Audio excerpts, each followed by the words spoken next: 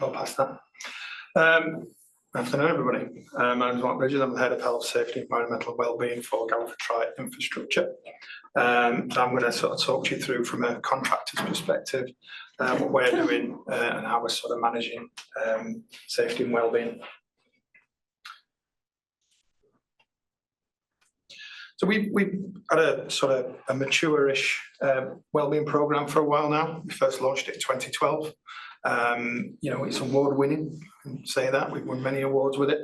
It was first sort of set around the NHS 5 steps to mental wellbeing, and we had relatively good success. We were sort of really pushing the boundaries. One of the first organisations to work with Mates in Minds and to nearly have a mental health first aid on all our sites. And it'd be very easy for me to use my 15-20 minutes just to sit up here and tell you how wonderful we are and great things that we've done. But that's not necessarily the reality, And as Nathan said, we want to use this as a bit of a conversation. We want to sort of test the attitudes. Do we think we've cracked it? Because you think after 10 years of investment, Fruit Fridays and the amount of education and promotion and everything we've invested into it, the employee assistance programs, which cost us around about £20,000 a year, but only round really gets about 4% of the population actually utilising it. Is that a good thing? Is that a good measure that only 4% are using it, or are we actually over-invest in something that nobody wants to use, or we're not promoting it enough? Have we removed the stigma? I think this probably is a stigma. I think we've shifted the boundary a lot. I think we've really pushed the envelope and got the conversation going. And I think there's a hell of a lot of under-reporting, under-issues within the stuff we don't know about. Obviously, I represent the construction industry, which is around about 80% male, and very stereotypically, those individuals don't like to talk about the feelings or are afraid to sort of open up in an environment. So we can do more, we should do more. But no, like I said, we've done it. If I could think of an initiative, we've probably tried it. But a lot of it is sort of driven around that insurance policy to make sure that people have the services and support they need. So about a year ago, we thought about changing our strategy. We've got any safety nerds in the room? Just me then. Okay. Well, I'll try not to bore you with this too much, but around about 10 years ago, a professor by the name of Eric Hornagel came up with this concept that there's 2 types of safety management. The safety one, which is predominantly your traditional view. And quite ironically, it's about the absence of safety rather than keeping people safe. It's this perception that you focus on incidents and events, you measure failure. As safety professionals, we go out and we look what's missing, what's not there around, the safety aspect, rather than a safety two approach, which is all about the positive aspect, going out and what is there? Is things safe? Are we continually looking at stuff in a positive, proactive manner? So we're looking at education, we're looking at promotion, we're looking at making sure that the measures we put in place. And picking up on what Nathan said, we changed to a safety two approach at Galliford Try probably about 3 years ago, about looking at making sure that we were managing safety through the principles of prevention.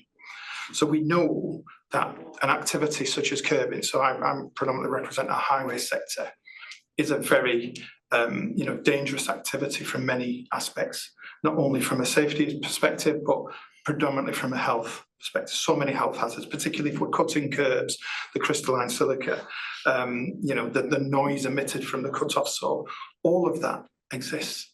And the general history is we stick a pair of heated defenders and a dust mask on somebody and let them cut on site. But we need to move it higher up the hierarchy.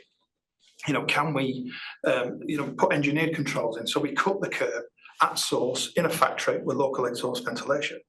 Or do we substitute it and not put a curb in at all, but actually extrude a system or change the camber of the road so we're actually running off water?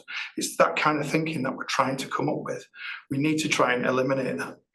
And when you look at noise is a real concern and has been a bit of a passion of mine for ages.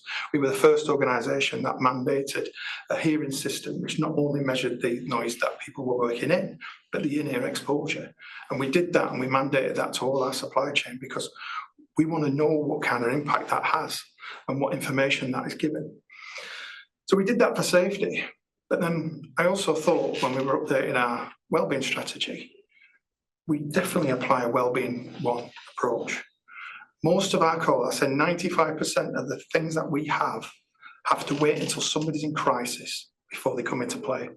Whether it's a mental health first aid or it's the employee assistance program. We don't really understand what impacts people. So we've got policies in place, we've got agile working policies, we've got stress management policies, but were they working? We don't know. Did we have the measures to measure that? Are we measuring people from a proactive point of view? And the only difficulty we've really got from a wellbeing 2 perspective is that people are different. When you look at a health hazard like noise affects everybody the same way, pretty much. But well-being, stress can impact different people differently. Some people really thrive off stress, and really get excited by, putting the skin in the game. Whereas others are probably less resilient. So it's how do we know who may be impacted by that and who may not? So that's really a personal issue, and that's what we needed to try and find out. And again, I'm not going to steal Matt's thunder, but that is where we started to engage Matt and started to look at that to try and understand from a personal perspective how we do it. The other thing I wanted to mention about our strategic approach, so we call our strategy knowingly safe and well. So I get really frustrated within this industry because the construction industry, like I say, I cover highways, we're probably still installing roads like the Romans did, although with sometimes slightly bigger machines.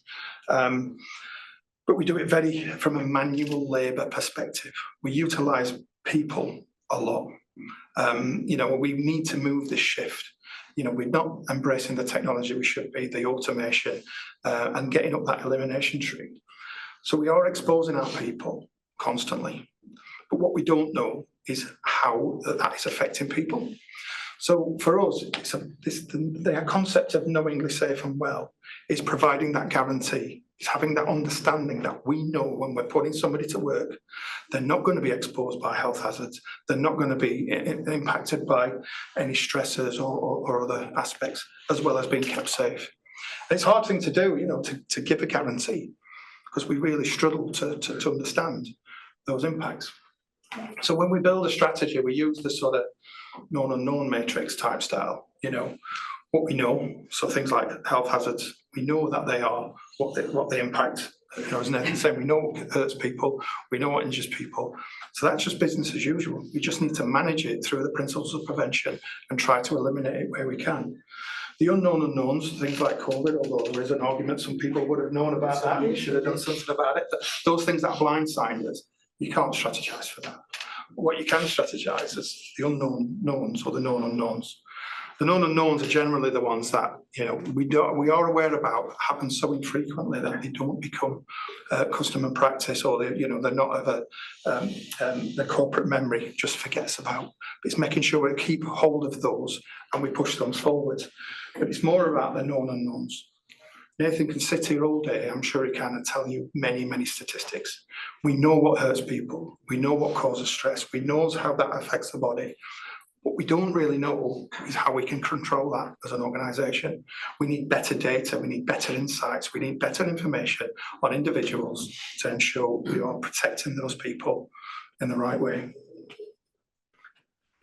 So we did, like I said, last year, we refreshed our wellbeing policy. We came with 4 new pillars, focusing on emotional wellbeing, physical wellbeing, social wellbeing, and that final one, financial wellbeing, because we did recognise that a large impact and large stressor for a lot of people, not just ourselves, our own employees, but that of our supply chain as well, is all about financial.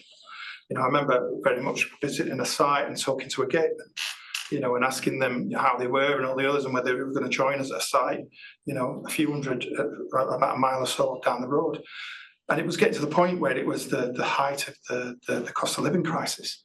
And he said, well, I don't think I can, because I can't really afford the fuel in my car to get me there. And that was a real sort of wake-up moment for me, because I was in my company car with my fuel card and not really worrying about that kind of thing. But what worries me is not necessarily what worries other people. So when we talk about things like the cost of living crisis, people used to always say, well, we're all in the same boat. My argument will always be, we might all be in the same ocean. We're not all in the same boat. Some have yachts, some have canoes, some have other aspects. It's understanding what impacts people on what we can do about it, and tailoring our strategic approach to those individuals. So I suppose the key takeaways for me, and I'll probably just waffle that through it, will give Nathan a bit more opportunity. You know, we need to try and create that culture of care. As Nathan says, we deliver through our teams, we deliver through people. We don't do anything as Galliford Try. We build buildings, we build roads, but we do that through people. That's our only asset. We have to look after that. I suppose a little play as well, you know, we need to stop the well washing.